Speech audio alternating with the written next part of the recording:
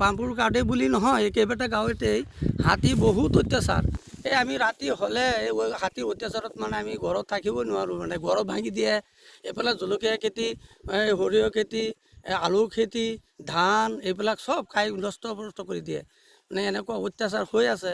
এতিয়া আমাৰ বন বিভাগেও আমাৰ এই হাতীৰ মানে কোনো ৰক্ষা নকৰে। এতিয়া আমি কি কৰিম বাৰু? এতিয়া আমি চৰকাৰক কৈ আছোঁ যে আপোনালোকে মানে আমাৰ ফৰেষ্টৰ ডিপাৰ্টমেণ্টৰ মানে সিহঁতক মানে আমাৰ এই হাতী ৰখাবৰ কাৰণে আপোনালোকে অলপ ব্যৱস্থা কৰক। আমাৰ বনৰীয়া হাতী কাজিৰঙা ৰিজাৰ্ভৰ ওচৰত সদায় হাতী আহি আমাৰ খেতি বাতি বহুত লোকচান কৰি আছে। আমি হাতীৰ কাৰণেতো খেতি বাতি ৰাখিব নোৱাৰি। এতিয়া আমি ধৰি লওক ল'ৰা ছোৱালী কেনেকৈ পোহপাল দিম? হাতীয়ে বনৰীয়া হাতী ইমান লোকচান কৰি আছে। ফৰেষ্টৰে কোনো দেখভাল নকৰে, সিহঁতে কোনো ডিউটি চিউটি নকৰে, নাচায়েই।